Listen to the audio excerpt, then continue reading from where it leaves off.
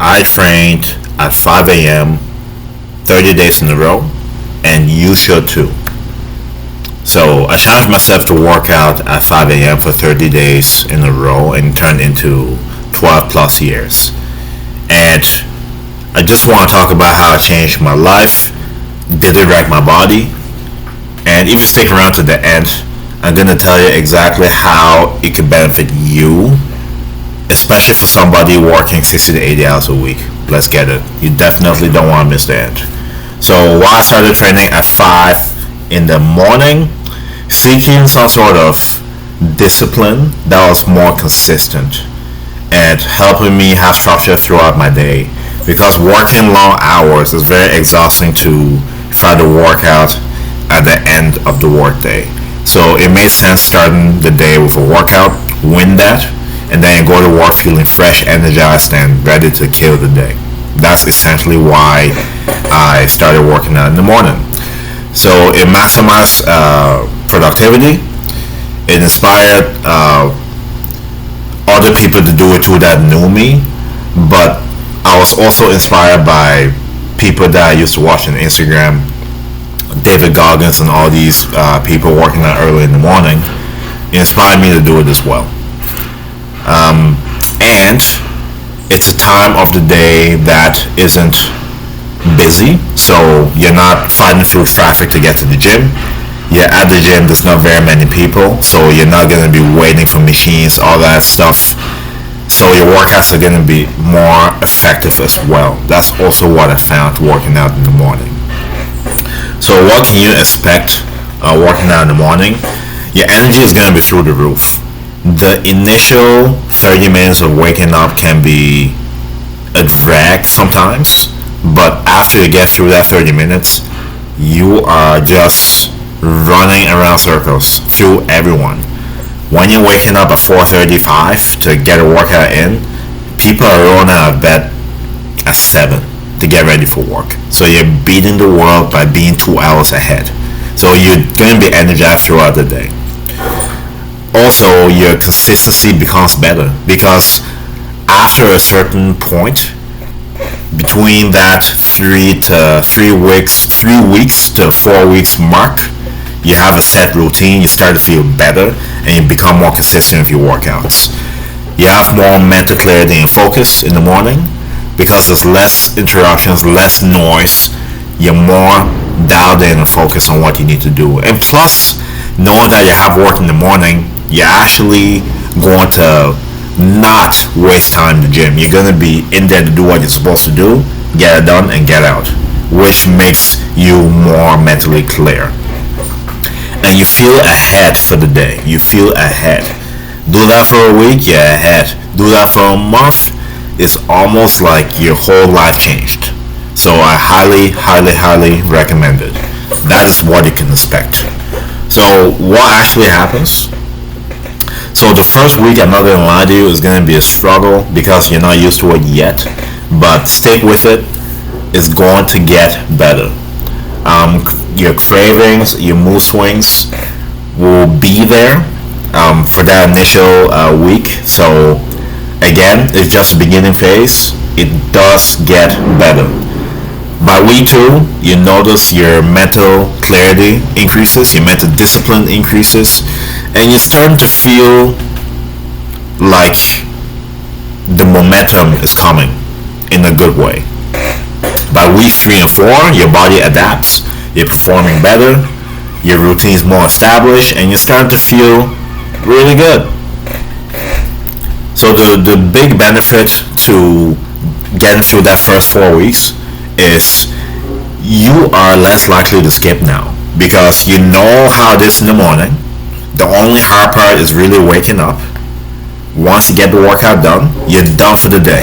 You're done. So you can go to work, do what you need to do, get back home and relax. You don't have to come home, try to figure out what you need to do as far as workouts, get in the vehicle if the gym is far away, or if it's at home. You don't have to fight through traffic to get to the gym, and to be in the gym with a bunch of little kids on their phones while you're waiting to use the machine. You don't have to deal with that in the morning. An extra benefit. So pros and cons. So the pros, you're consistent, you have more time during the day, your mental clarity, I cannot stress this enough, is on a different level. There's fewer distractions in the morning, there's fewer noise, there's fewer obstacles, except waking up. Waking up is the only obstacle, but there's no obstacles in the morning. Right now I'm starting to hear noise and it's 7:30. At 5, it's peaceful. Peaceful. You cannot have enough money to buy that kind of peace. That's how peaceful it is in the morning at 5. So the cons, of course, it's tough because you cannot sleep late, so you have to sleep early in order to wake up early. Your social life may suffer, but think about it this way. If you're out past 10 p.m., what are you really doing? What is out there for you after 10 p.m.? Good things don't happen after 10 p.m. I don't know how many times you've heard that, but it's better to be home before 10. You know, settling in, doing what you need to do to prep for the next day. Especially for somebody like you and I, working 60 to 80 hours a week. You cannot afford to be out past 10 anyway. So, social life, we can try to redefine that, but it may suffer depending on if you are somebody that liked to go out past 10. Okay? But you can still plan around to be home before 10 and still have the social life. So there's ways around it. The risk of overtraining without proper rest. So there is a risk here because you start to notice how good you feel after getting workouts done in the morning. So there could be a side effect for some of you to try to do it every day, but I don't recommend to do that. Do it a couple of times a week. I recommend only 4 days a week to work out anyway. Okay? But depending on your schedule, you may be able to do more and so on. But I always recommend 4. You need rest days throughout your week. So that could be a risk factor. It's harder to recovery if your nutrition isn't dialed in. Yeah, so like I said before in previous videos, it doesn't matter how your training is. You cannot out-train a bad diet. You cannot out-sleep a bad diet. So that being said, even though your training is great and your sleep is great, you still have to have your nutrition in check. Okay? All of it together works in synchronicity for you to hit your goals. Should you try it? Of course. Of course. It's great for early risers or for busy professionals. If you're busy throughout your day, you want to take advantage of doing the hardest task of the day early on the day, which is going to be in the morning at 5, whenever your gym opens. So that for the rest of the day, that's done. You're more clear. You don't have to worry about it after. You don't have to fight through so many obstacles to do it. It's done and you're set for the day. It's not ideal if sleep is inconsistent or limited. So again, if you're sleeping at the same time every day, if you're in your home before 10, you should be good to go. Okay? It's better for those who value routine over flexibility. So, yes and no. Okay? This will work for you if you commit to it, but don't try to do it every single day.